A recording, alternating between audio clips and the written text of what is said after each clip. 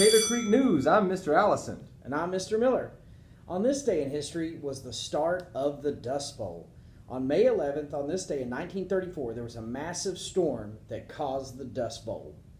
What does that mean? Someone leave their bowl outside and it got all dirty? Not exactly. There's a huge drought when the storm came, and it caused huge clouds of dust to be carried all over the country. This happened during the Great Depression, which was our country's worst economic crisis. That's nasty. Was anybody born on that day? Nope. But here's some for this week's birthdays. Selena B., Amaya H., Colton C., Emily H., David B., and Dorothy S. That's not many birthdays today. Well, here's some more because we're so close to summer. These are all our birthdays for June.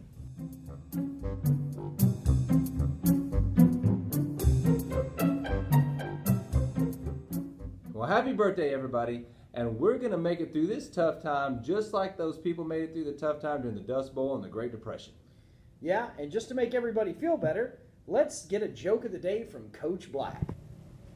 What did one ocean say to the other? Nothing, they just waved. Woo! That was a good one, Coach Black. You know, there was something kind of interesting about his voice. I couldn't put my finger on it. But But how about a couple of announcements? Mm-hmm.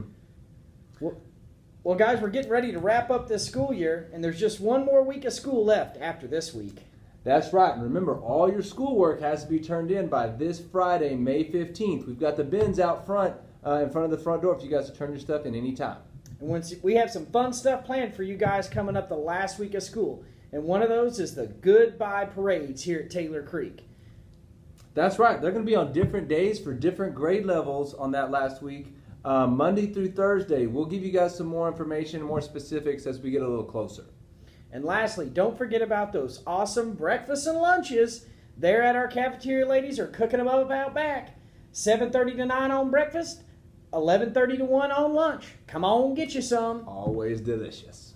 And then for some shout outs, I want to give a shout out to all our teachers here at Taylor Creek for doing such a great job and all the great stuff they did all year. And then during this kind of unusual time we're in, they've done a fantastic job. Great job, teachers. And last week was Teacher Appreciation Week. And I sure appreciate them. I will tell you this, though. We've got another shout out, and that's Miss Cummings. She's the big dog around here, and she keeps us running like perfection. Well, you know what? What? I think this would be a great time to hear from Miss Borland and her science facts. I love science facts. Me too. Hey guys, Miss Borland here. I'm going to talk to you today about bacteria. That's why I'm wearing these super duper protective eyewear goggles. I don't want any bacteria in my eye. Have you ever wondered why people's feet stink? We're going to talk about that today.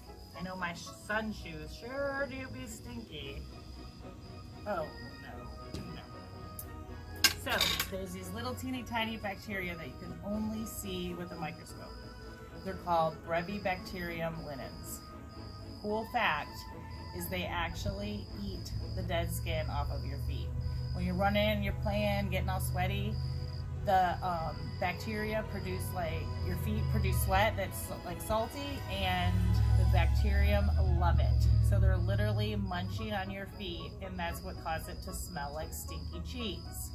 And that's why cheese has the same bacteria, some cheese, the stinky cheese. So next time your feet are stinky, you better get them washed, or you're gonna have little bacteria munching on your feet. That's nasty. Yeah, that explains why my boy's feet stink so bad. Speaking of, look what stuck to my foot. Oh, well, I guess let's talk about Students of the Week. This week's Students of the Week from Pre-K, Selena Brown.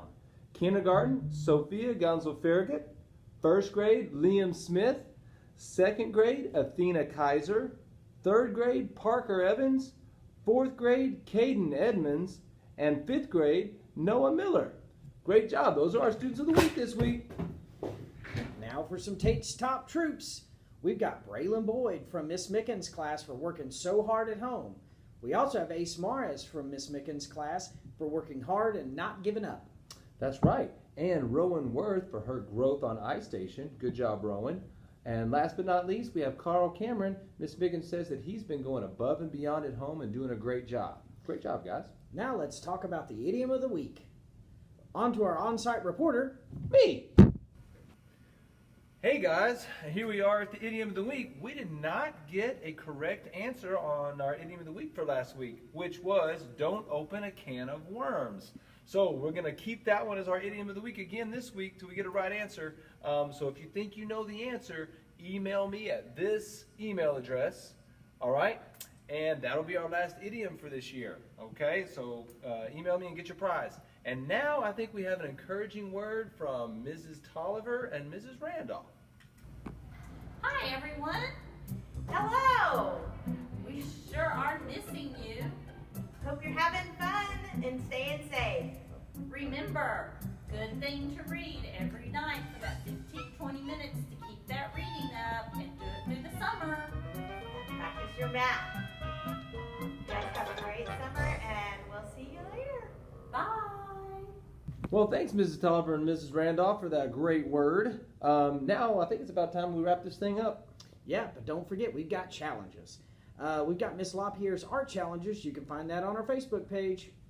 That's right. And for our Facebook challenge this week, because of our current situation and our talk about the Dust Bowl, share with us some pics or videos of you guys doing something tough. Tough. Speaking of tough, who's the toughest guy at TCE? Come on, Tate. That's right. What is it he always says? Hey kids, don't forget to think big!